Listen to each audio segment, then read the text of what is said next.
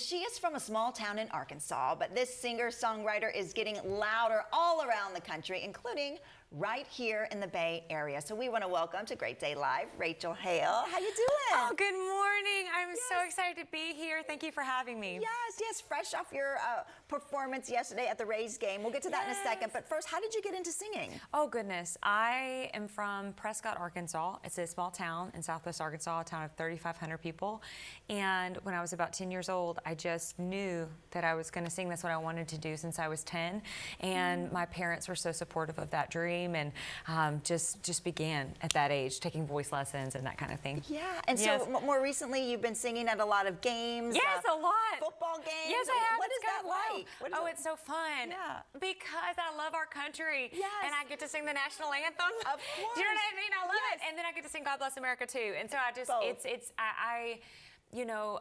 my father was in the Army, and my grandfather was also in the Army, and so I just grew up really having a high regard for our country and everything that it's founded on, and so truly whenever, and then I was also an athlete, so being in the sports area and then singing in the national anthem, it brings me so much joy. Yes. Well, as I mentioned, you were at the Rays game yesterday singing. Yes. We have a little clip we're going to play for you now. Yay!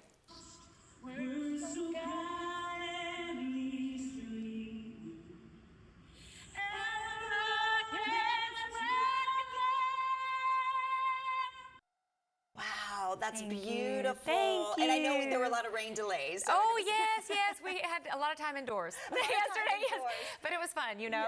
Thankfully, it was a really good time. So do you still get nervous seconds before that big note that we just heard? I want to tell you, no, I don't. I want to be this strong human, but I have to admit, I might get, a little bit of nerves. Yeah, I know. Just a few, because I find myself just, a little bit. Yes, I know, but you love it. It's a hard song to sing. Oh, yes, I love it so much. I love it so much. And I think because I take what I do so seriously, I think that's why I get nervous, because I care, and I think that that's a healthy thing. But those nerves sometimes, they'll get you. Yes.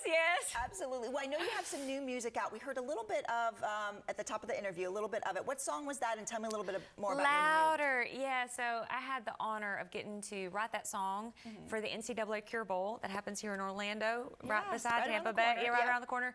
And the Cure Bowl raises money for cancer research. And so last year at the Cure Bowl, I was able to debut that song, write that song, and sing it with survivors and thrivers of cancer surrounding me on the field. And proceeds from that song actually are going back to the Cure Bowl's cause for cancer research. So if you listen to it, just know that every time you stream that song, it's helped fighting the good fight against cancer and all that the Cure Bowl's doing to make sure we defeat cancer. So just really honored to be part of that. Absolutely. Well, that's a wonderful thing that you're doing. Yes, thank you. And I know a lot of people may recognize you from American Idol. Yes. That was a wonderful time. So what was that like, being on American Idol? Oh, goodness. It was a dream come true.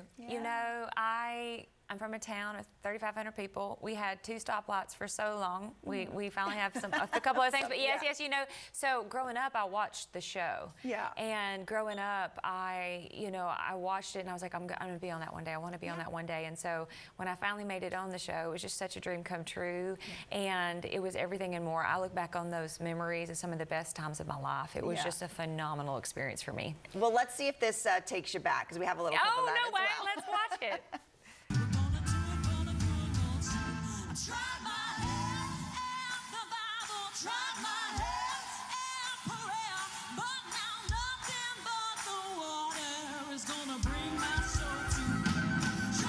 Wow. So do you remember every moment, or do you remember that, or there's a? Yes, I remember that moment very, very strongly. That was in Vegas, and it was so fun, and also I was terrified. I bet. Now remind everyone how far you got. Okay, I was top 20 females. That's amazing. That's amazing. Thank you. Do you still keep in touch with any of the contestants on the show? I always wonder. Yes. What's so funny is there is one of the contestants, he went by Josh Holiday on the show, but his real name is Josh Wright, and he goes by that now, so you'll have to find his music that way.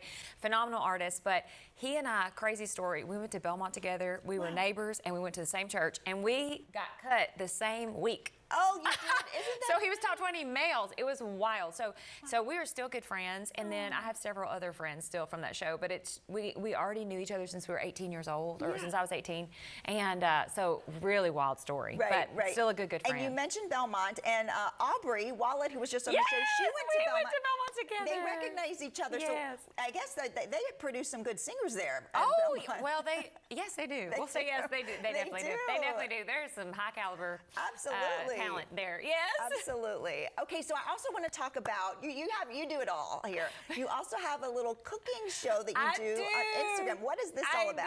Okay, it's so fun. It's called Hale's Kitchen. It's a pun on my last name and a spin on Gordon Ramsay's Hale's Kitchen. Okay. And I partner with companies to make paleo recipes. Okay. And I started it during the pandemic, really as a joke, and but no one thought it was a joke. They thought it was serious. Is the funny thing. And so then I was like, well, companies started loving it, and they started sending me food during the pandemic to cook with, and I was stuck at home because I couldn't leave the house. I was in California at the time. Yeah. And so I just started cooking and making these videos, and then more and more companies started loving them, and then finally the stay-at-home order lifted, and so I started having my friends who happened to be well known on the show. So I started having like Jason Crabb and different people like that. And then I ended up.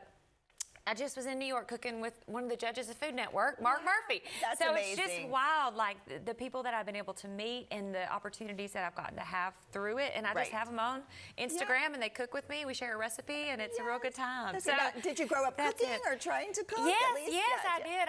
I was always in the kitchen, and it's so funny because I always knew music was my first and foremost love. Like, this is what I'm focused on. Yeah. But even my brother and my mom and my dad at some point would be like, Rachel, you really do spend a lot of time in this kitchen. So it's funny that it's kind of come full circle. Absolutely. And you can sing while you cook. It's perfect, Yes, right? I can. Yes. And what's so funny is I'm always practicing and while I'm cooking. Perfect. Because I'm multitasking, So everyone ended multitasks. up being two businesses that worked out in my favor, and I'm very grateful. Yes. I love it. Well, remind people, if they want to hear your music, how can we find your music or find out more about you? I'm on all the platforms, but the majority of the platforms like Instagram, TikTok, Facebook, it's all Rachel Hale Music, RACHELHALE Music, and my website is the same. It's rachelhalemusic.com. So real easy. Please follow me. Would love to stay in touch with everybody here in Tampa Bay, and hope to be back very soon. Perfect. Well, thank you. Great speaking with you. Oh, wonderful being with you. Thank you so much. And stay with us. We'll be right back. Yes.